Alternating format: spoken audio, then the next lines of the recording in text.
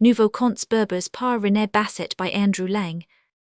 Now though the jackal was dead, he had left 2 sons behind him every whit as cunning and tricky as their father. The elder of the 2 was a fine handsome creature who had a pleasant manner, and made many friends. The animal he saw most of was a hyena, and one day when they were taking a walk together, they picked up a beautiful green cloak, which had evidently been dropped by someone riding across the plain, on a camel of course. Each wanted to have it, and they almost quarrelled over the matter. But at length it was settled that the hyena should wear the cloak by day, and the jackal by night. After a little while, however, the jackal became discontented with this arrangement, declaring that none of his friends, who were quite different from those of the hyena, could see the splendour of the mantle, and that it was only fair that he should sometimes be allowed to wear it by day. To this the hyena would by no means consent, and they were on the eve of a quarrel, when the hyena proposed that they should ask the lion to judge between them. The jackal agreed to this, and the hyena wrapped the cloak about him, and they both trotted off to the lion's den. The jackal, who was fond of talking, at once told the story, and when it was finished, the lion turned to the hyena and asked if it was true. "Quite true, your majesty," answered the hyena. "Then lay the cloak on the ground at my feet," said the lion, "and I will give my judgment." So the mantle was spread upon the red earth, the hyena, and the jackal standing on each side of it. There was silence for a few moments, and then the lion sat up, looking very great and wise. "My judgment is that the garment shall belong wholly to whoever first rings the bell of the nearest mosque at dawn tomorrow. Now go, for much business awaits me." All that night the hyena sat up, fearing lest the jackal should reach the bell before him, for the mosque was close at hand. With the first streak of dawn, he bounded away to the bell, just as the jackal, who had slept soundly all night, was rising to his feet. "Good luck to you," cried the jackal, and throwing the cloak over his back, he darted away across the plain, and was seen no more by his friend the hyena. After running several miles, the jackal thought he was safe from pursuit, and seeing a lion and another hyena talking together, he strolled up to join them. "Good morning," he said. "May I ask what is the matter? You seem very serious about something."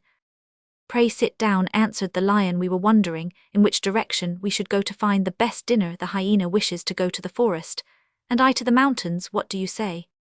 "Well, as I was sauntering over the plain just now, I noticed a flock of sheep grazing, and some of them had wandered into a little valley quite out of sight of the shepherd. If you keep among the rocks you will never be observed, but perhaps you will allow me to go with you and show you the way." "You're really very kind," answered the lion, and they crept steadily along till at length they reached the mouth of the valley, where a ram, a sheep, and a lamb were feeding on the rich grass, unconscious of their danger. "How shall we divide them?" asked the lion in a whisper to the hyena. "Oh, it is easily done," replied the hyena. "The lamb for me, the sheep for the jackal, and the ram for the lion." "So I am to have that lean creature which is nothing but horns, am I?" cried the lion in a rage. "I will teach you to divide things in that manner."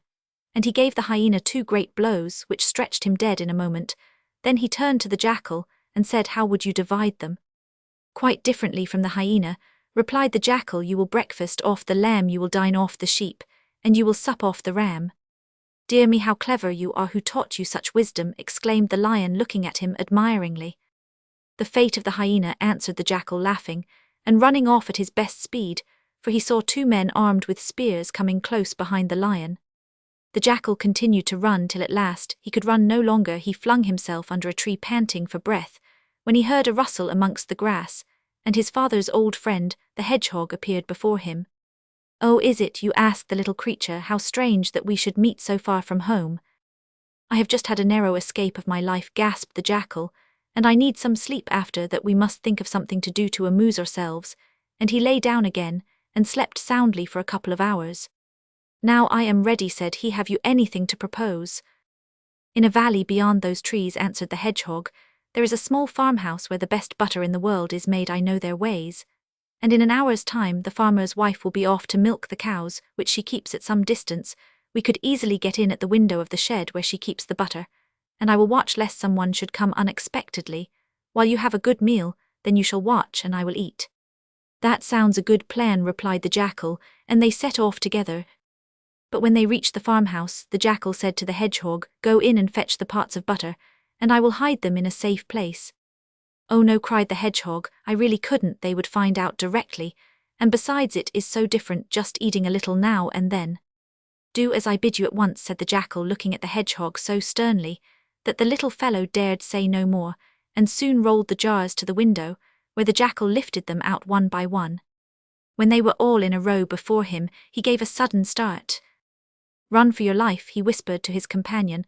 "I see the woman coming over the hill," and the hedgehog, his heart beating, set off as fast as he could. The jackal remained where he was, shaking with laughter, for the woman was not in sight at all, and he had only sent the hedgehog away because he did not want him to know where the jars of butter were buried.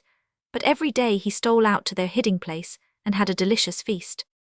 At length one morning the hedgehog suddenly said, "You never told me what you did with those jars." "Oh, I hid them safely, till the farm people should have forgotten all about them," replied the jackal, "but as they are still searching for them, we must wait a little longer, and then I'll bring them home, and we will share them between us." So the hedgehog waited and waited, but every time he asked if there was no chance of getting jars of butter, the jackal put him off with some excuse. After a while the hedgehog became suspicious and said, "I should like to know where you have hidden them tonight. When it is quite dark you shall show me the place." "I really can't tell you," answered the jackal. "You talk so much that you would be sure to confide the secret to somebody, and then we should have had our trouble for nothing besides running the risk of our necks being broken by the farmer. I can see that he is getting disheartened, and very soon he will give up the search. Have patience just a little longer." The hedgehog said no more and pretended to be satisfied, but when some days had gone by he woke the jackal, who was sleeping soundly after a hunt which had lasted several hours. "I have just had notice," remarked the hedgehog, shaking him, "that my family wish to have a banquet tomorrow, and they have invited you to it. Will you come?" "Certainly," answered the jackal with pleasure, "but as I have to go out in the morning, you can meet me on the road." "That will do very well," replied the hedgehog, and the jackal went to sleep again, for he was obliged to be up early. Punctual to the moment, the hedgehog arrived at the place appointed for their meeting, and as the jackal was not there he sat down and waited for him. "Ah, there you are," he cried when the dusky yellow form at last turned the corner. "I had nearly given you up indeed. I almost wish you had not come, for I hardly know where I shall hide you." "Why should you hide me anywhere?" asked the jackal. "What is the matter with you?"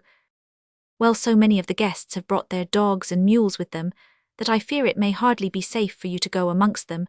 No, don't run off that way," he added quickly, "because there is another troop that are coming over the hill. Lie down here, and I will throw these sacks over you, and keep still for your life whatever happens." And what did happen was that when the jackal was lying covered up under a little hill, the hedgehog set a great stone rolling which crushed him to death.